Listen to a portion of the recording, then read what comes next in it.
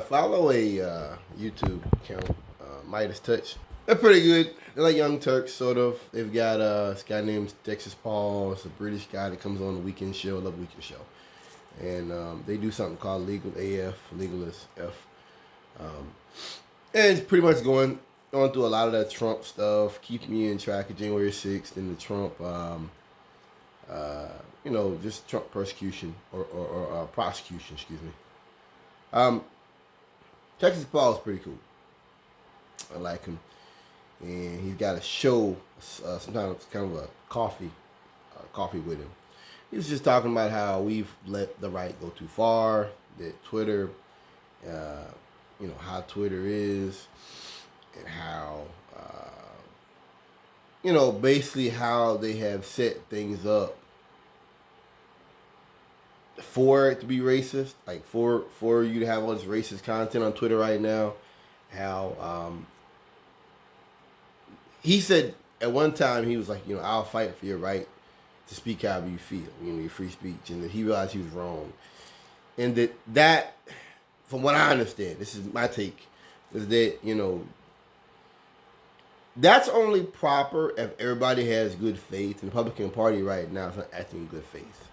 They're not acting in good faith, and they're using the free speech element as the right to use racial slurs and to disrespect people. And he brought in the attack on his explosive husband this week.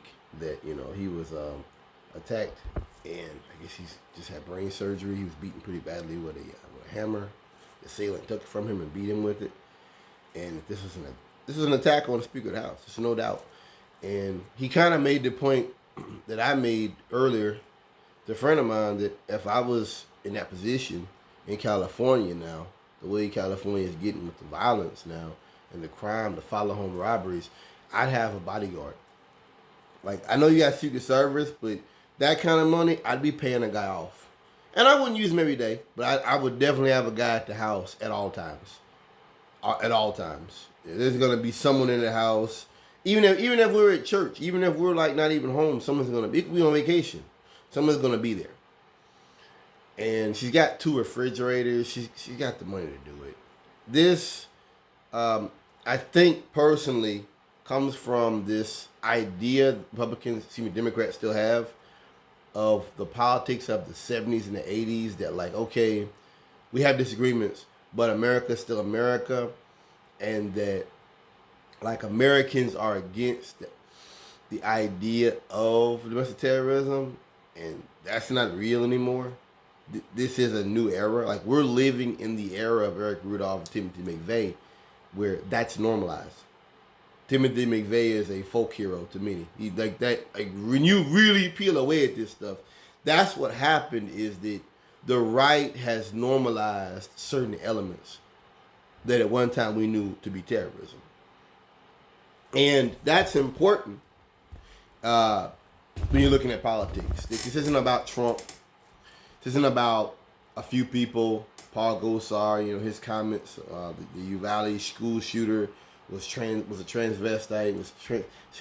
I mean, it's nonsense. And he took some picture of some person that's still alive on social media and put them against the school shooter. And Texas Paul spoke on that. This is what this is. You connect the people you don't like to villains. This person's life was in danger after that. They don't care about that. There's no more. That's why I say there's no more sense Republicans have of like respect and decorum. They're at war with us.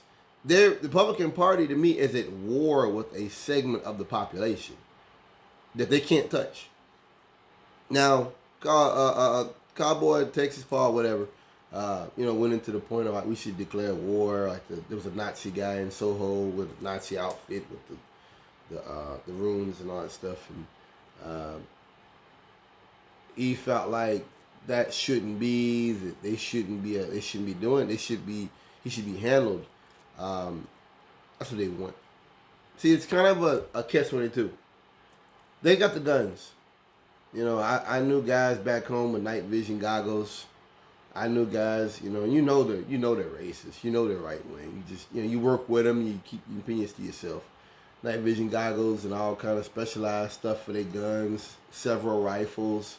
I mean, come on. I've known guys, and that's guys that weren't even that far in the country. We don't want war with these people, and we certainly don't want them to start engaging in a campaign of violence and bloodshed. We don't have that on our side. We don't have people who are even willing to learn. There's no will on the left for that. And we just don't have the will. We don't have the will, the know-how. We have, you know what Democrats have? Democrats have a bunch of people who want to live their lives and realize that gay marriage doesn't affect them if they're not gay, and recognize that giving rights to people doesn't affect their rights. That's what the Democratic Party has. People don't want to live their lives. The Democratic Party does not have an element of super indoctrinated chuds that are ready to go out in the woods at a moment's notice, and you don't have that. Maybe we did at one time. That doesn't exist now. And I think that's a big mistake to start. I'm all for the NFAC. I'm all for armed groups. I'm all for groups that John Brown Gun Club. They choose to go and train, and I'm for that. But the idea of the average American going and confronting a 3%er or confronting a Nazi, that's a bad move. That's an error, and that's a mistake. You already had Marjorie Taylor Greene come out here and say that they're trying to kill Republicans. That's a complete lie. Every mass shooter is a white male, just about. What are we talking about? Do you really want to go down that road? It's nonsense. And they're preaching to an echo chamber.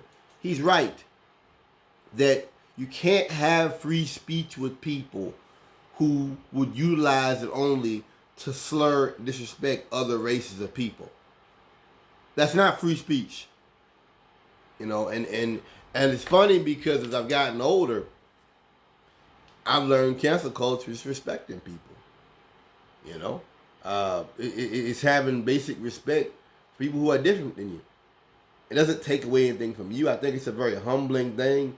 I think it's a very adult thing to learn about cultures that are different from yourself.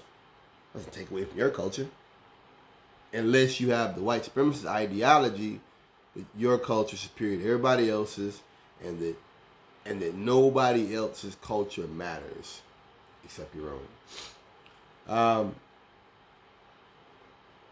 But yeah, I really think that the attack, it's weird because this past week, Trump's CEO, CFO, actually got indicted. He did a plea deal with the feds, saying that they were guilty of fraud and all that. And that I guess some of the mortgage was the fraud of his company, saying he was saying it was worth more than it was. He went down for that. This is a big move. That was a big deal, and that really wasn't covered by the media. And maybe that's because people don't care no more. I get it, but you had that. Some other things that happened to Trump recently. You had all these things, and then right at the end of the week, the Speaker of the House is broken into, and the woman's husband is almost killed. This is a very weird, spooky time politically that we're living in, and that should be understood, and it should be realized. How dangerous the times are. And it's that, I think the left gets in. I think the left, and I'm speaking to MSNBC and Rachel Maddow, those types. One thing I noticed about them with when Trump was being impeachment, they made a big deal about the legal aspect of it. And I knew then, and I know now, that means nothing to the rednecks. That it wouldn't matter. And that no matter what you do legally to Trump, he will always be able to just spin it around into the next hill to die on. That I'm being attacked. This is a personal attack. So I knew that was never going to work, and as it came to be, he wasn't impeached. He was impeached the first time, I think, but it didn't go anywhere. It didn't matter. But for the left, because for so long the left, gay people and migrants and all that, they have been the criminals. And now it's like, okay, we're in the government now. And you understand? I think that that's a very skewed way to view the world. I think that we're moving to a point beyond that, to where they don't care about that. They don't care about the legalities of what Trump is doing. And this violence is a warning that as things get worse for Trump, as we go down this road, there will be more violence, and you're not safe just because you're in Congress. I think it was a mistake, because I think that it showed people who maybe aren't political or aren't that far left, because you don't go after folks like that. You don't.